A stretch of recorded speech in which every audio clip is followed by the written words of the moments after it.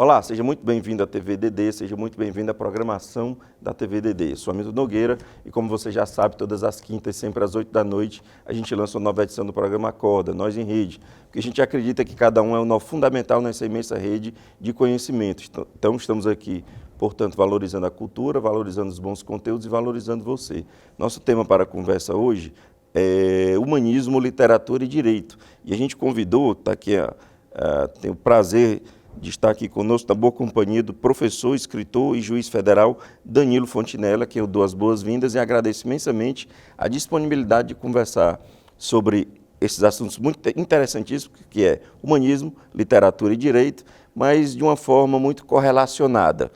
Eu sei que o senhor está lançando um livro, não é o primeiro, tem uma ampla divulgação, uma ampla produção acadêmica e de conteúdo, mas o que me chama a atenção é o fato de ser um livro infantil. É isso, doutor? Seja muito bem-vindo.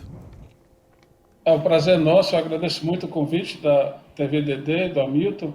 É um prazer conversar sobre esse assunto que é tão importante, né? Se o direito, às vezes, é tido como uma matéria muito técnica, mas, na verdade, tem por base um humanismo muito forte, a compreensão da natureza humana, a compreensão dos comportamentos humanos, né? Afinal de contas, porque nos conduzimos de uma certa forma, porque devemos nos conduzir da maneira correta. Vai ser um prazer conversar com todos.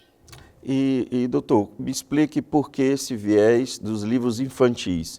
E dentro da sua produção, quantos livros você já lançou? Como é que está essa produção? Aí eu não me refiro a artigos acadêmicos, eu estou me referindo somente a esse recorte literário. Assim, a literatura e direito têm uma proximidade muito grande, né? Afinal de contas, as duas áreas tratam de pessoas, né, de comportamentos, de como as pessoas agem ou como deveriam agir. Literatura e direito já é muito frequente esse link, essa ligação, essa composição. A escolha pelos livros infantis, na verdade, assim, é um desejo de aproximar mais as crianças daquilo que a gente acha importante, né? Esse é o segundo livro. O primeiro livro é com a idade muito tenra, chama O que a gente tem, é sobre as partes do corpo, Sim.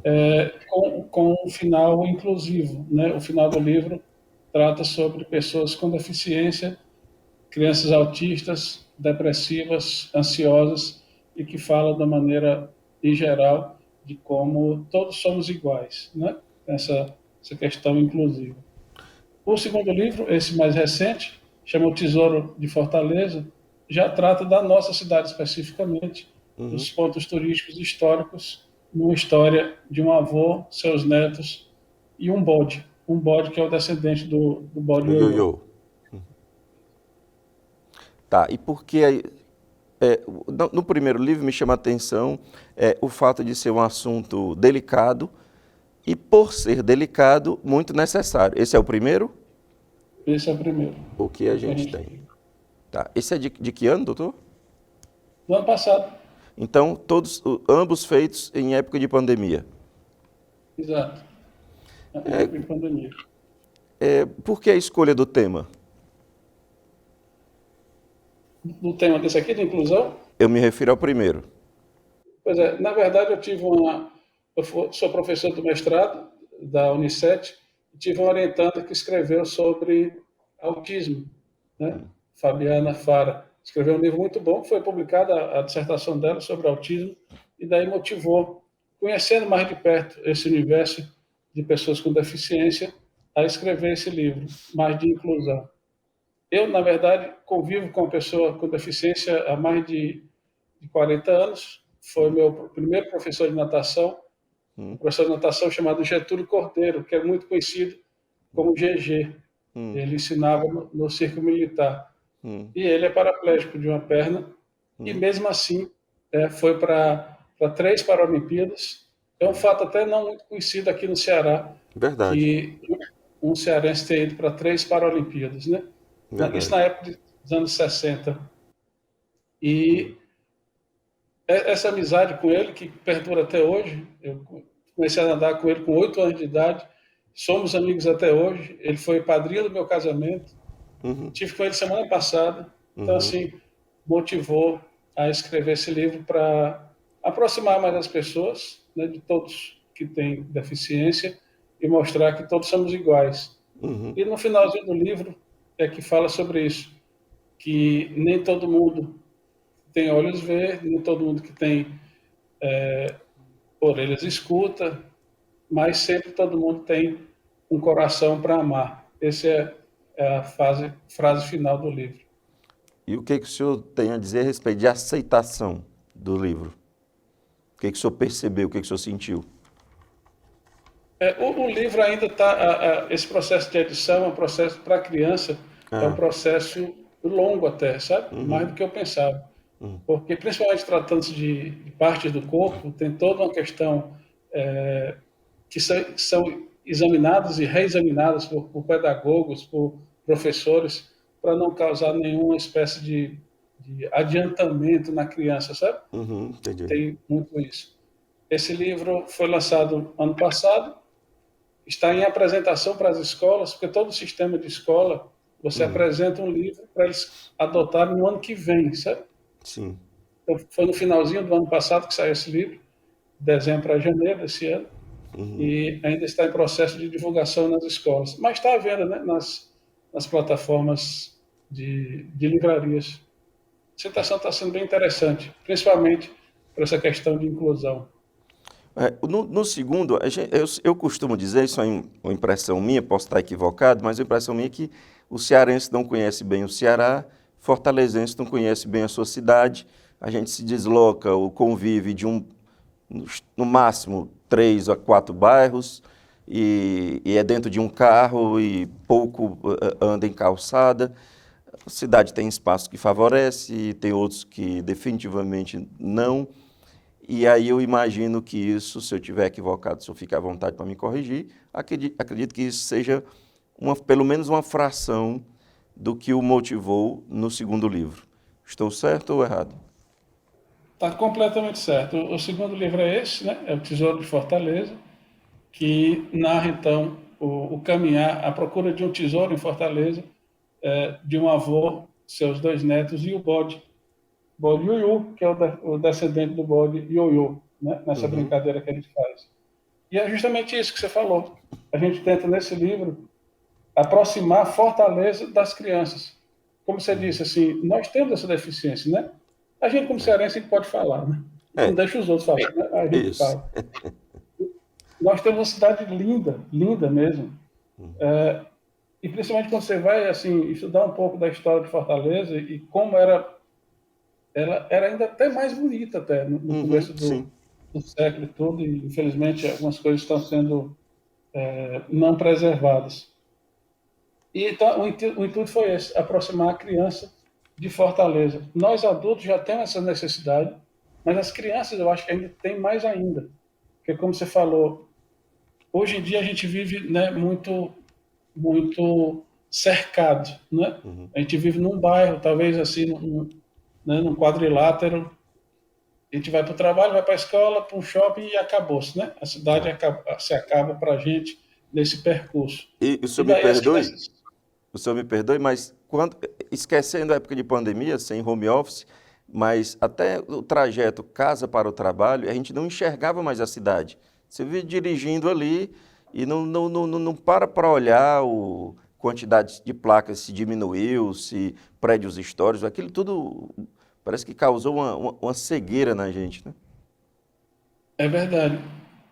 Nós temos nossas deficiências, né? Assim, a gente anda por ruas nominadas que a gente não sabe nem quem foram, né? Assim, Exatamente. quem foi Antônio Salles, quem foi Desembargador Moreira, né? Azevedo Quem foi Bolão. isso. Nós não sabemos, infelizmente. E daí o livro traz isso, traz essa proximidade com os principais pontos históricos de Fortaleza, desde onde ela surgiu, né, até onde ela se desenvolveu, Catedral, Mercado Central, Passeio Público, Praça do Ferreira, em Setu, fala sobre a Vaia do Sol, né, que é Uhum, bem famosa dos sim. anos 40, Parque do Cocó, Cidade da Criança, Beira-Mar, Dragão do Mar, tudo isso é falado no livro de uma maneira na procura de um tesouro, sabe? Devolver a cidade para o cidadão não é um processo muito rápido, né? houve uma série de omissões, eu também não quero entrar nos porquês, não é o nosso foco, mas houve uma série de problemas históricos de ocupação irregular e esse tipo de coisa. Eu imagino que o seu olhar seja mais crítico, porque o senhor conhece ali a letra da lei, vê que algo não foi cumprido e deve ser um processo crítico mais doloroso. O jornalista também tem esse olhar crítico em relação à cidade. É da nossa natureza também, embora a gente não conheça a lei, obviamente como o senhor conhece. Como é que é isso? Como é que o senhor sabe a lei, sabe que tem uma ocupação desordenada, ter gosto pela história, saber que essa ocupação não deveria ser... Como é que é esse conflito na sua cabeça? Assim, especificamente com relação a isso, eu tenho que esclarecer só um detalhe. Pois não. Eu sou juiz federal, né? Então, Sim, a Justiça Federal raramente lida com legislação estadual ou sim, municipal. claro, Só claro. com legislação federal. Então, assim, as ocupações irregulares da ordem estadual e municipal, eu não conheço muito, né? A gente Uhum, conhece um pouco mais a questão da preservação ambiental, que lida com áreas de preservação permanente, que seriam de alçada uhum, federal, né? Mas, de qualquer forma, perceber a cidade perdendo a sua identidade, né? E se transformando numa cidade, vamos dizer, comum, uhum, isso acho que merece uma maior atenção. uhum, Porque a gente vai em qualquer outra cidade, tem, né? As coisas mais preservadas, tem a história mais ressaltada. Ali mesmo, no nosso centro da cidade, né? A Praça da sim, Lagoinha, uhum, tem tanta história ali, é, né? A casa vizinha, a Casa de Saúde de César Carlos, também muita história. E né, a gente tem ali alguns monumentos. Temos um herói mesmo, uhum. um rapaz, né? Que salvou muita gente de um incêndio ali da Casa de Saúde de César Carlos, que pouca gente sabe, Essa né? história eu não Pouca gente conheço. mesmo. Tem o busto dele lá, né? Uhum, O rapaz Jucá, o sobrenome dele. uhum, Um rapaz de 17 anos que salvou muitas pessoas e morreu no incêndio. uhum. Inclusive, a condecoração maior dos bombeiros do Ceará é em nome dele. Não E a conhecia essa gente história. pouco sabe dessa história, né? É, Em frente à Praça da Lagoinha tem a casa do Tomás Pompeu, uhum, uma casa linda, né? uhum, Mas também pouca gente sabe da história. E por aí vai. Talvez, né, fosse muito interessante. Tem pessoal no Instagram muito competente a respeito disso, né? aham, Que trata sobre a história de Fortaleza, uhum. Fortaleza Nobre, Fortaleza Recordações. Tem uns sites muito interessantes que resgatam a nossa história. Para isso, porque a gente só preserva o que a gente conhece, né? Ou Se a gente seja, não conhecer, essa história existe no Instagram, nas plataformas, portanto, mais sedutoras, mais fáceis da gente encontrar. Está lá contada, imagino eu que avançando, né? Não está tudo, mas deve estar sendo produzido. Mas o senhor tem interesse disso, doutor? O público se interessa por isso? eu acho que falta divulgação, sabe? Falta divulgação.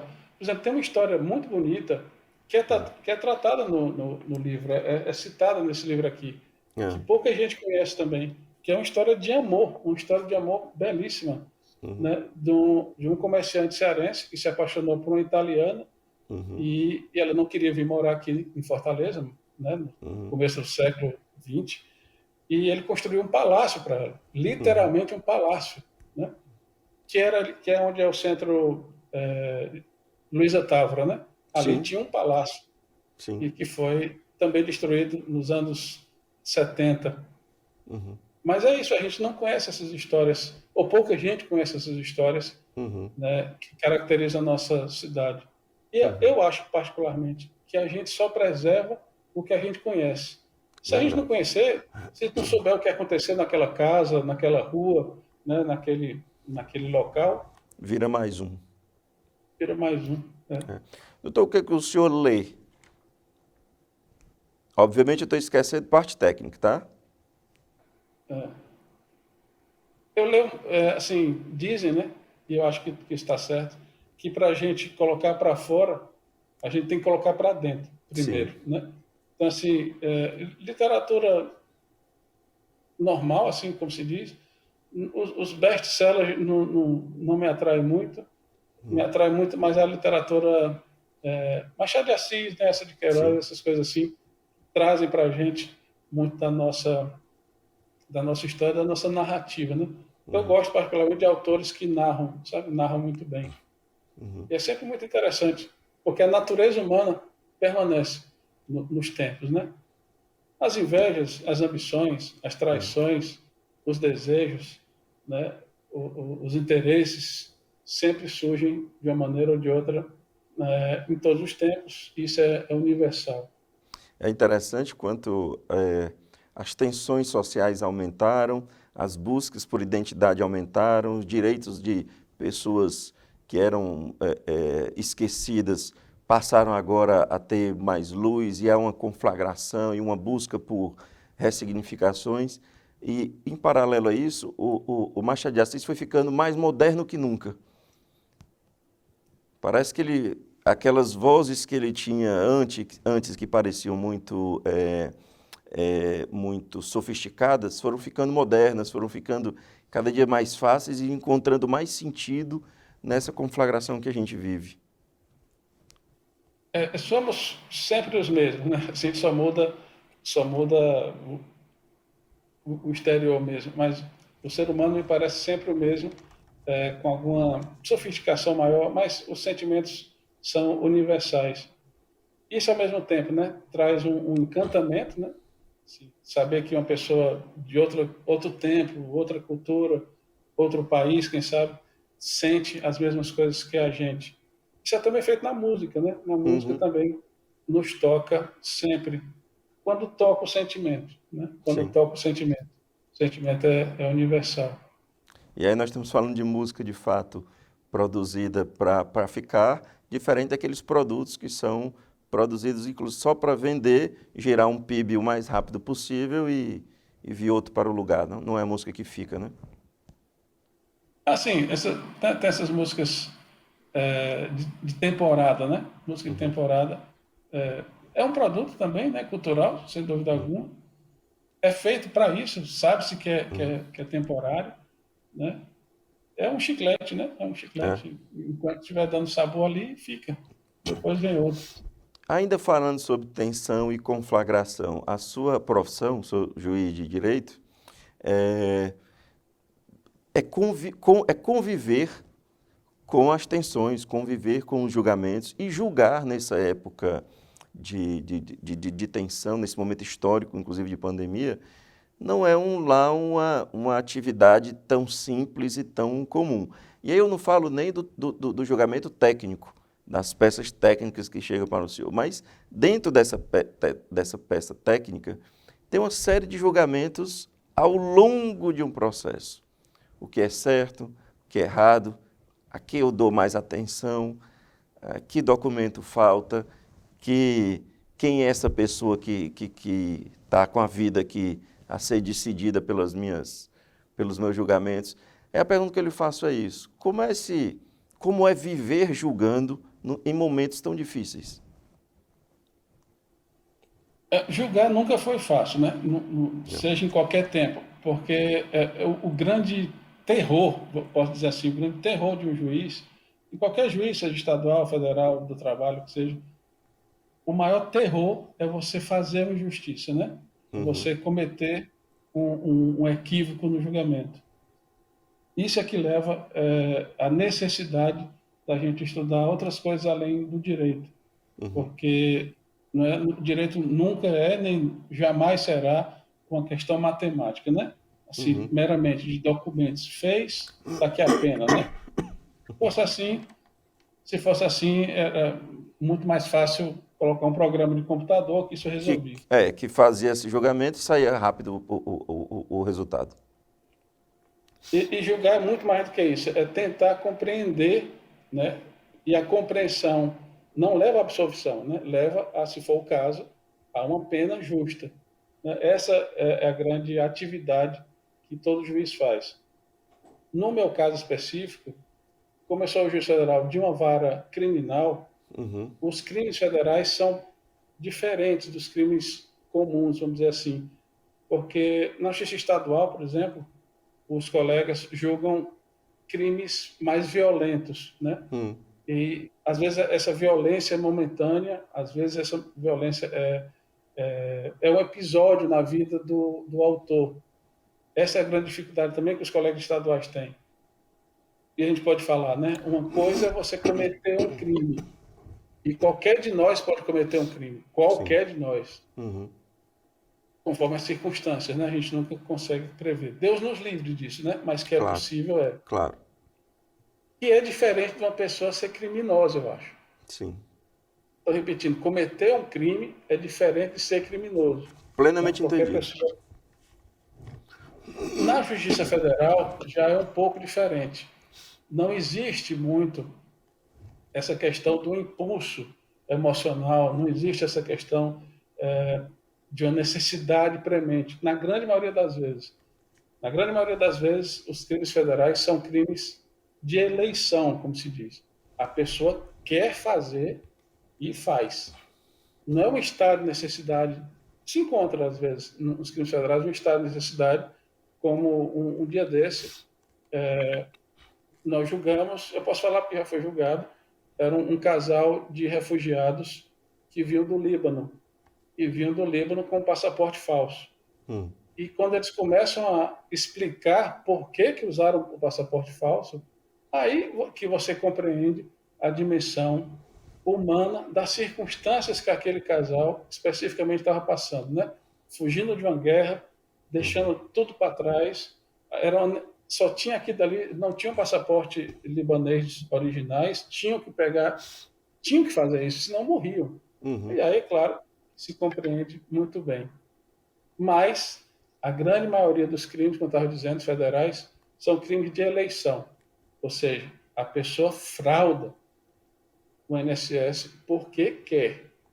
Um ex-prefeito frauda as contas públicas com recursos públicos porque quer. Não é assim, não estava passando necessidade, não estava com a doença terminal, alguma coisa, né, que motivasse a um ato mais impensado. Então, nos crimes federais, são crimes escolhidos. A pessoa faz porque quer mesmo. Aí muda, né, um pouco a compreensão. Que, paradoxalmente, como eu estava tentando dizer, né, os juízes tentam, ao máximo, compreender os motivos do crime para chegar, se for o caso, ou uma absolvição, como foi o caso aí do casal de libaneses, nitidamente um estado de necessidade, ou inegibilidade de conduta diversa, que seja, do que um ex-gerente, né, de um banco, de uma instituição financeira que se apropria de dinheiro. Né? E a gente tenta compreender essa natureza humana e faz perguntas diretas até. Assim, por que o senhor fez isso? Né? Uma vida inteira correta, uma vida inteira sem máculas, uma vida inteira de um bom profissional, e aí, de repente, o sujeito se apropria de um recurso público sem ver nem para quê, assim. Eu confesso que nessa parte de crime de corrupção, principalmente, eu não consigo entender. Não consigo entender como é que a pessoa joga a vida inteira, a vida, a sua identidade, a identidade dos seus filhos, dos seus Família, netos. isso eu pensei, família, né? Que envolve todo mundo. Todo mundo vai pagar por isso. Às vezes, é o que a gente chama um efeito transgeracional do crime. Porque você imagina, você cometeu um crime aí que ficou conhecido nacionalmente. O seu sobrenome vai ficar nos seus filhos, nos seus netos, que talvez nem tenham nascido. Mas quando nascerem, as pessoas ainda vão dizer: ah, o que é que você é de fulano? Eu sou neto. Ah, você é neto daquele? Você imagina, né? Os efeitos que vão bem além da pena. Sobre efeitos, pandemia teve algum efeito no senhor a respeito dessa capacidade de julgar? Não, assim, particularmente não. A Justiça Federal se adaptou muito rápido. As audiências todas são feitas online. Não teve nenhum prejuízo, pelo menos para a área criminal. Acho que no juizado especial teve alguma dificuldade por conta da demanda. Eu pergunto, eu falo quantidade e qualidade do julgamento também. Assim, estar inteiro para discernir, estar inteiro para acompanhar tudo e ter toda essa compreensão, essa dimensão. Então, eu digo quantidade e qualidade nessa minha pergunta. Pois não. A quantidade continua a mesma, isso aí Sim. nós temos estudos, né, os relatórios dos processos indicam, não ocorreu qualquer tipo de prejuízo. Com Uhum. relação à qualidade, é claro que a gente fica, a gente cria uma necessidade estranha, não sei se acontece com todo mundo, mas a gente está trabalhando bem mais até. Sim. Porque a gente tinha né, o expediente ali, aquelas horas fixas. Agora não, qualquer hora surge um processo novo e a assessoria acusa, e a gente já vai examinar isso qualquer hora do dia, e às vezes até da noite. E isso, eu acho que isso tem que se acostumar e dar uma regulada, na verdade. A justiça do Uhum. trabalho tem isso muito bem regulado, né? Com Uhum. relação à iniciativa privada, de limitar até e-mails, né, WhatsApp, de pessoas na iniciativa privada, limitar o horário do expediente. No setor público, nós ainda não temos essa regulação. Acredito que a gente esteja trabalhando até mais, por incrível que pareça. Eu não tenho dúvida disso. Está trabalhando mais e com menos capacidade de saúde, de inteireza para depositar ali aquelas muitas horas e energia no trabalho. Mas aí surge uma contradição, que eu não sei se o senhor concorda comigo.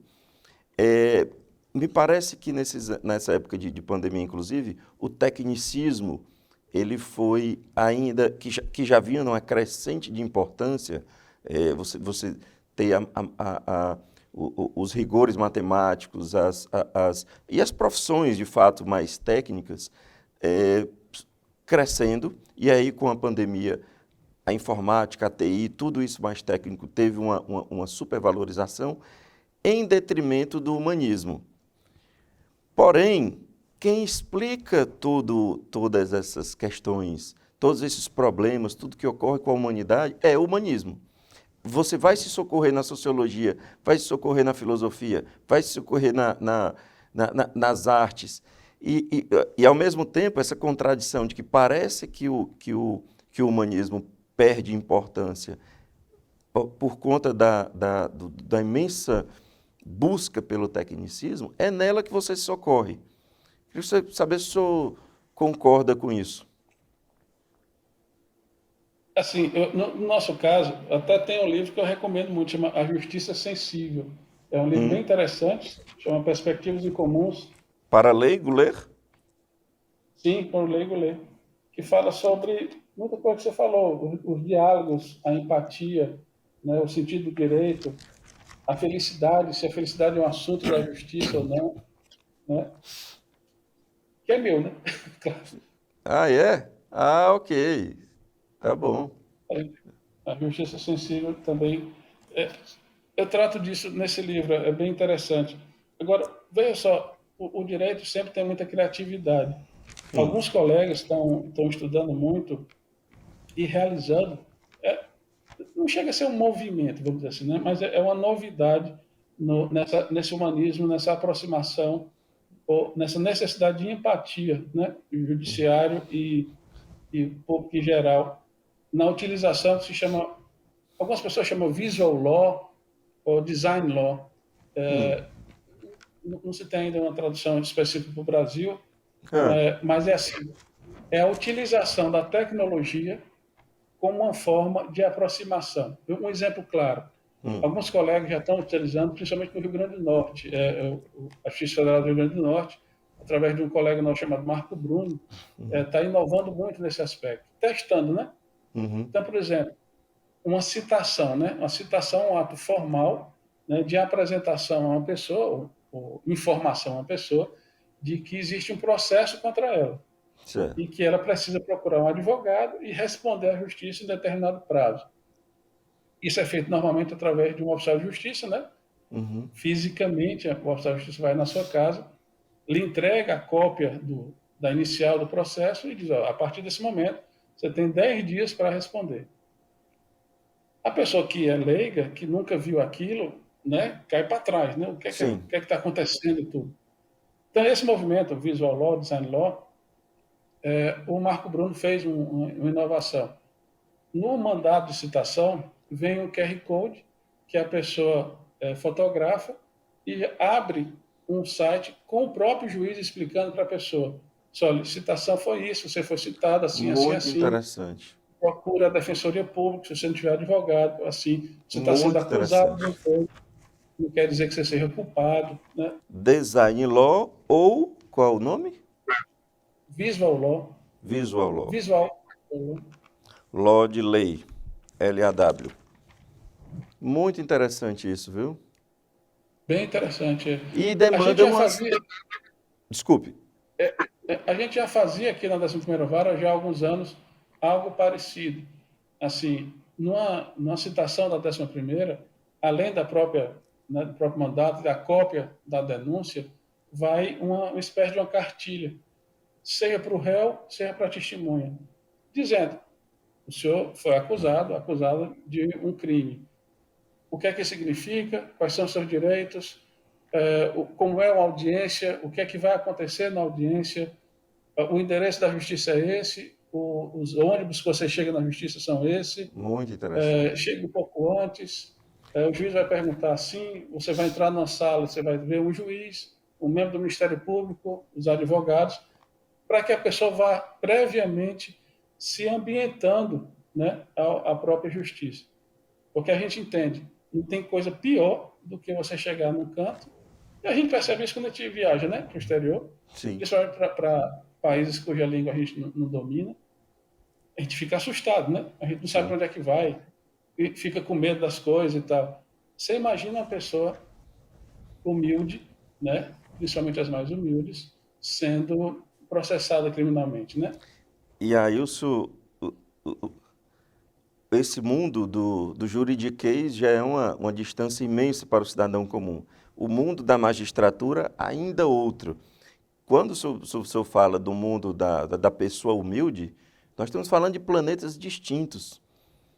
Porque, infelizmente, a mão da história foi muito pesada com o brasileiro pobre, aquele que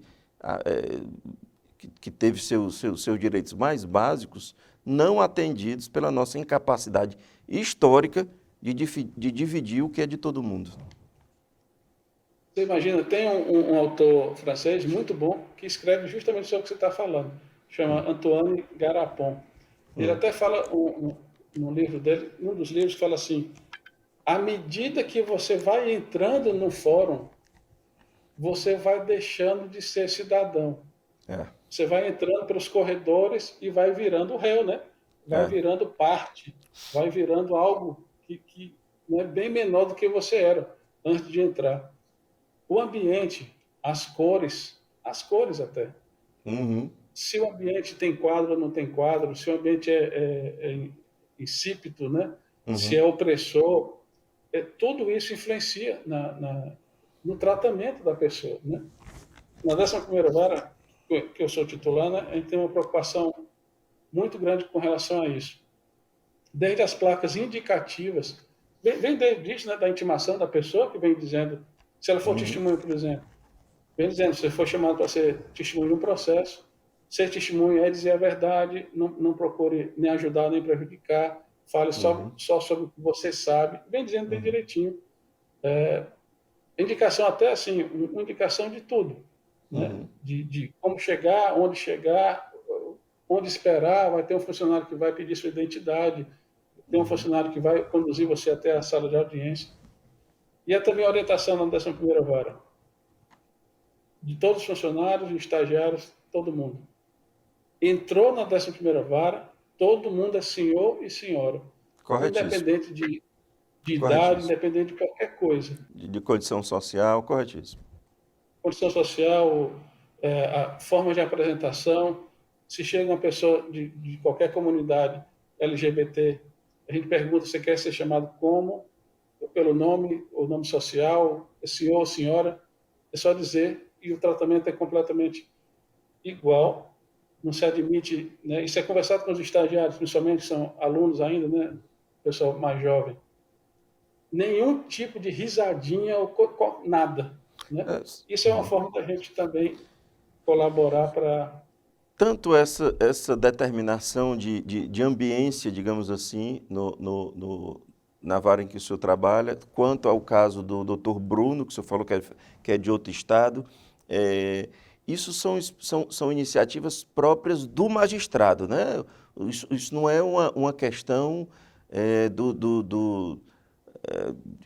que seja institucional, são magistrados determinam isso.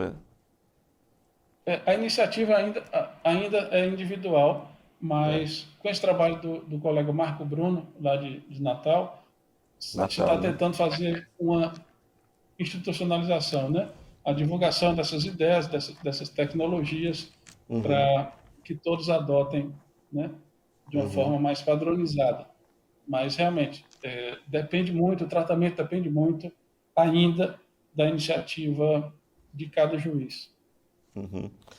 Bom, doutor, nossa conversa vai chegando ao final e eu agradeço muito a sua disponibilidade, mas eu queria, por último, perguntar o seguinte, os seus alunos, se o senhor pudesse assim fazer uma análise, obviamente essa análise conjuntural, ela tende a trazer algumas injustiças individuais, mas olhando no todo, os seus alunos, eles entraram no direito, buscam o direito, com que motivação? Econômica, intelectual, fazer justiça, desenvolvimento nacional, enfim. Eu sempre gosto de falar, eu ensino justamente o primeiro semestre. Aluno de primeiro semestre que vem de colégio, né? Então, Então eu perguntei para a 17, pessoa certa, viu? ali 17, 18 anos ainda saindo, aliás, ainda na adolescência. Eu até digo Sim, para eles, né? sim. Alguns estudos mais recentes falam que o nosso cérebro só se desenvolve totalmente, isso biologicamente, né? Fora a questão emocional e tudo, mas biologicamente só se desenvolve completamente aos 25 anos. Uhum. Eu até disse, então nem gente vocês são. Vamos do começo, desde o começo. E a gente gosta de falar assim, quem faz direito ou é muito vocacionado ou é muito mal informado. Assim, que muita gente vem com sonhos, né? Sim. Com fantasias, na verdade, a respeito do direito, e aí o curso traz a realidade. E aí eu digo assim, só que fica em direito é quem realmente é vocacionado. As Uhum. pessoas mais, vamos falar claramente, né? Pessoas Uhum. interessadas em ganhar dinheiro, Sim, fazendo sim. algumas estratégias, né? Alguns. E mal sabem elas que ganhar o dinheiro de qualquer forma vai cobrar um preço muito alto delas.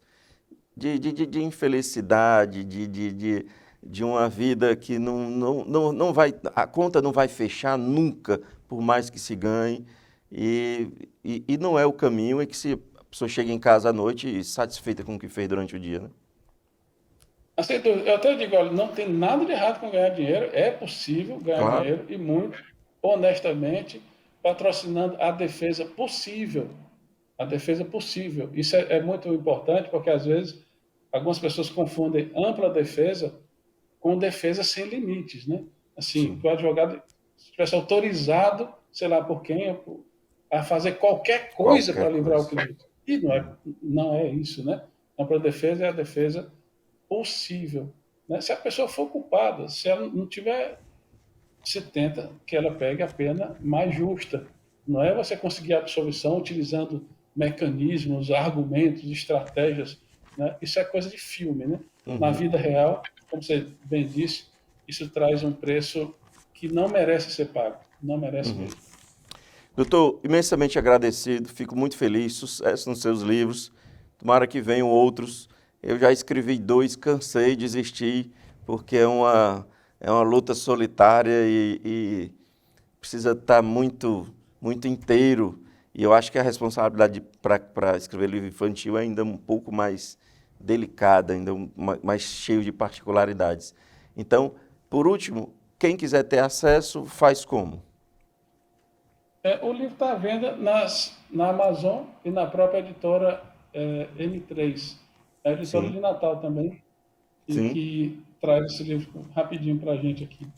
Esse eu vou fazer questão de comprar porque eu tenho imenso prazer de mostrar. Eu tenho um filho de 6 anos que eu tenho imenso prazer de falar da história de alguns pontos para ele, o pouco que sei, e esse eu acho especial, na minha opinião. Você vai gostar bastante. Tá? A nossa cidade toda e o nosso jeito cearense de ser também.